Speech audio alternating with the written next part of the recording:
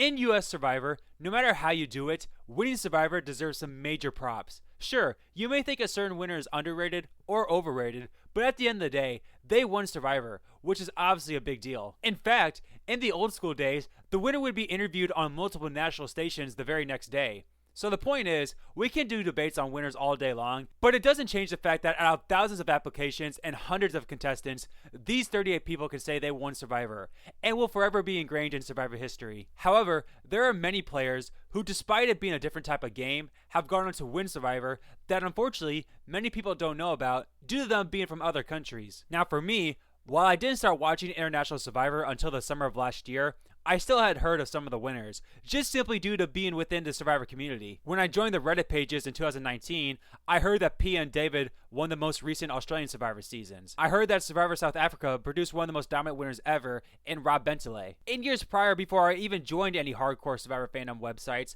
I learned of people like Jericho and Lisa due to them simply being winners of their most recent country Survivor season. So, even though I had never watched any International Survivor, I knew a good portion of the winners, especially the recent ones from each of the 3 non-American English-speaking franchises. Heck, I'm sure most Survivor fans have heard of Haley and Nicole, the 2 most recent winners from SA and AU, even if they didn't watch the seasons, simply for spending any sort of time on Survivor forums this past summer. I explained in an earlier video of mine that I never had really any interest in watching International Survivor, mainly because it was so different.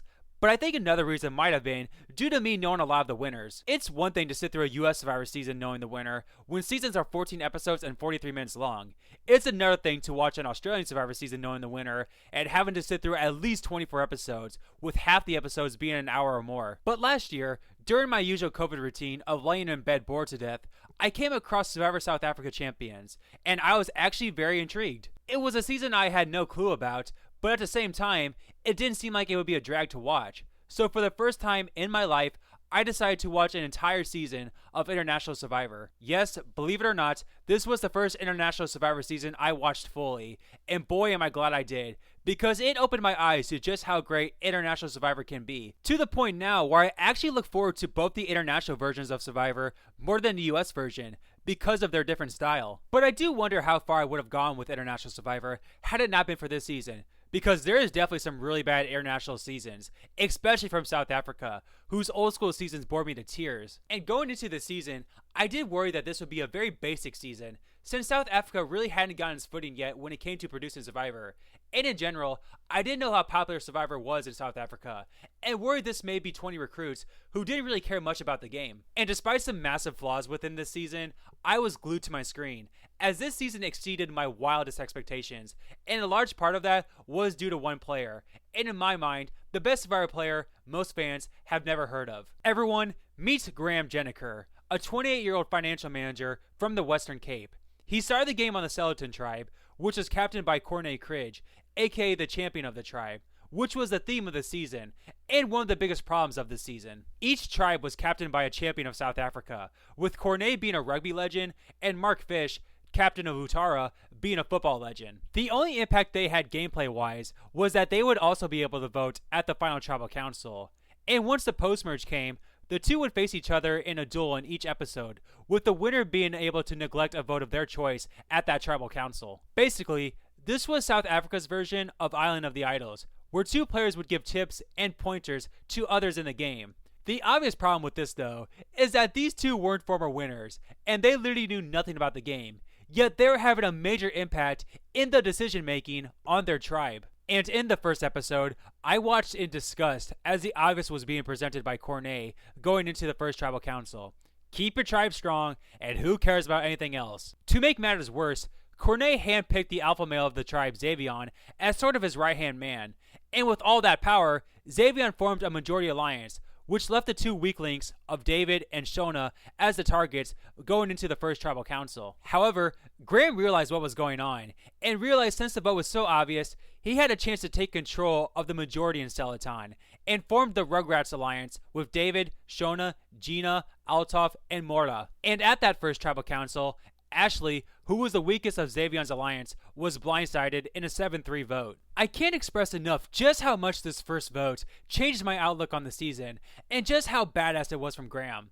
Graham not only got a majority alliance in his favor to blindside the alpha male and Xavion in order to save 2 obvious weak links, but he got the majority of the tribe to go against their captain's best wishes, who was a freaking legend in South Africa, and literally had the entire season named after him. This showed right away that Graham was playing his game, even if it meant pulling off a massive blindside in the first tribal council. So 3 days in, neither the captain or the alpha male who dominated the season's first challenge were in control of the tribe. It was Mr. Graham Jenniker who had full control and stayed in control of the Rugrats Alliance while also bringing in Xavion, and he controlled Celadon up until the tribe swap. In one of the most innovative tribe swaps in Survivor history, Graham stayed in the majority as his allies of Xavion, Mora, and Altaf stuck with him on the new Celadon tribe, with Sally, Vel, and Boule now in the minority. And once again, knowing this was a prime time to make an alliance with people who were desperate, Graham and Xavion bonded with Utara's alpha male and Sally, and the three big threats made a pact to stick with each other, as Sally also had the majority alliance on Utara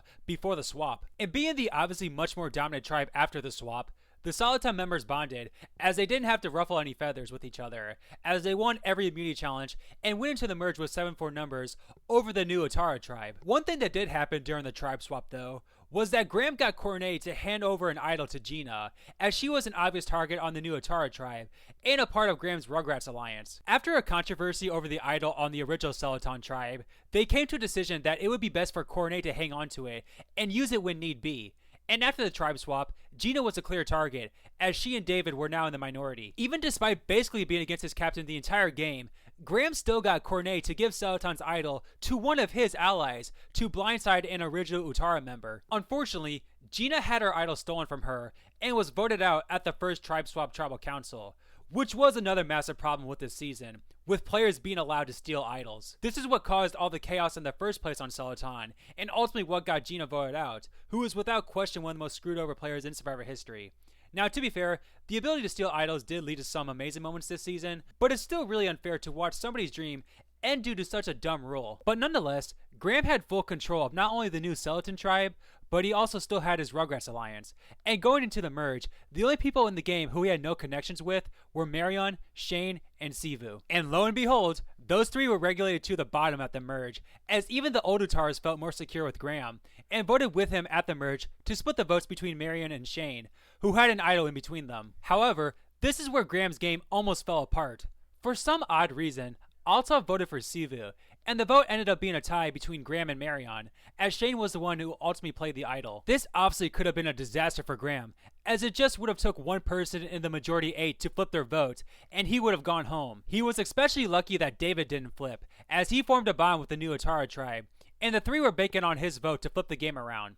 But thankfully, everyone else stuck to the plan, and Marion was voted out on the revote. After this near disaster, it's almost like Graham flipped a switch, and he went from playing a controlling game to absolutely taking no more risk. And during the merge, Graham played a Tony Vlachos-like game with less llama noises, flipping back and forth between alliances, while also having Xavion as his shield and number to navigate his way through each vote. At the final 10, not wanting to take any more chances on another split vote, Graham brought in the minority alliance to blindside the massive threat of Sally.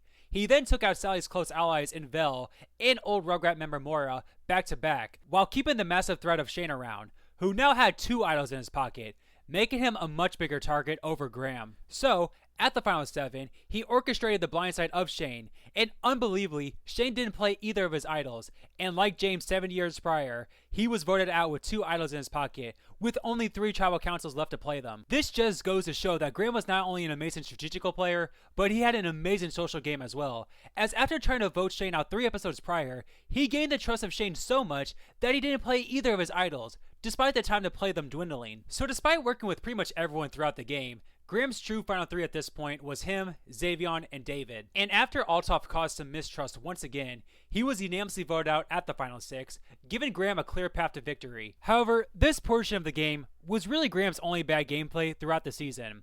With Shane being so confident, he left one of his idols behind at the final 7, and with Sivu being the only person to know about where Shane left his idol, he found it, and it was now his idol. Thankfully for Graham, he won the final 5 immunity, as had it been Xavion, or anyone else for that matter, I think he more than likely goes home. Now again, to be fair, this rule is obviously beyond stupid, as idols should be nullified once someone is voted out.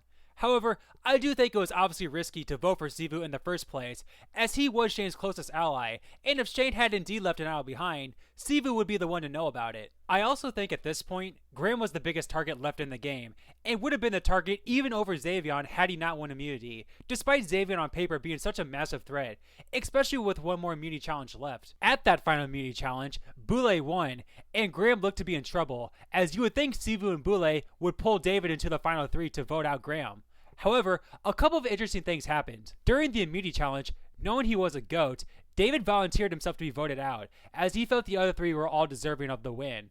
However, as part of winning the final immunity challenge, Boulay also got the reward of talking with the captains, and I think after they were blinded by the big move itis from Sivu at the last tribal council, they convinced Boulay that Sivu was the biggest threat left in the game, and with this knowledge, she told David and Graham that they should vote out the jury threat in Sivu. So while Graham somehow wasn't even a name despite being the obvious target, you can't really give him that much credit, as David basically quit the game, and 2 people who weren't a part of the game dynamics made an impact on the final decision. But then, at that tribal council, Graham in my eyes made the wrong move, as he voted for David, which caused David and Sivu to go to fire, and the much bigger threat in Sivu won the challenge, leaving Graham against 2 tough competitors going into the final tribal council, instead of just 1. At the final tribal, Graham had a bit of a lackluster performance, with even Shane having to prompt him up in the middle of it, as everyone in the jury knew he played a great game, yet he wasn't acting confident in his game. But in the end, in the only plurality final tribal council vote in Survivor history, which included each player receiving more than 1 vote, which was also a Survivor first, Graham became the sole survivor, beating Boulay and Sivu in a 5-3-2 vote. The votes here were pretty interesting. I mean, Xavion, who was Graham's closest ally, and Shane, who seemed to respect Graham's game the most, voted for Sivu. Boulay almost fluked her way to a win, as she got the votes from her allies of Sully and Vel, and for some reason, Cornet thought she played a better all-around game than Graham.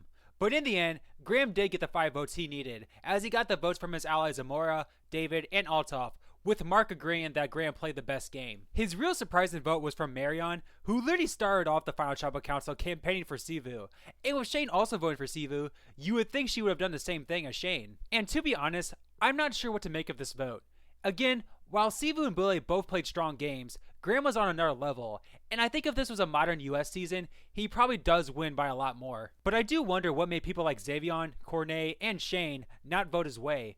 Was it due to his lackluster final tribal council, or was he not as sociable as it appeared on screen? What made people like David and Marion vote for him?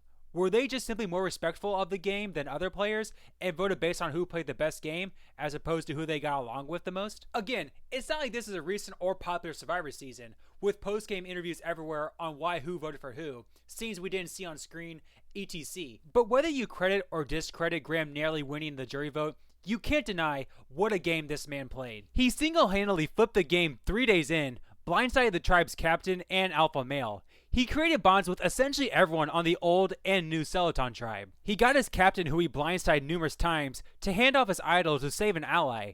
At the merge, he got everyone on his side to target the Minority Alliance that he wanted out. He pulled a Tony Vlachos, flipping back and forth between alliances to vote out who he wanted. He blindsided Shane with 2 idols in his pocket, and he ultimately won the game against some serious competition, cementing him as one of the most dominant winners in Survivor history. And yet, despite being such a dominant winner, I never heard of him before watching this season, and to this day, I rarely see his name being brought up in the Survivor community, even within the South African and international community. And I think that's simply due to the terrible timing of the season, or at the very least, compared to other international seasons. In 2016, we saw the rebirth of the Australian Survivor franchise, and a year later, we saw the debut of New Zealand Survivor. And a year after that, in 2018, Survivor South Africa came off a 4-year hiatus and rebranded itself with a new production team. These newer seasons are considered the quote, real version of International Survivor, with some people completely disregarding seasons that came before the rebranded versions. Also, International Survivor seasons are hard to find, and the go-to site where most fans watch International Survivor doesn't include international seasons that took place before Australian Survivor 2016.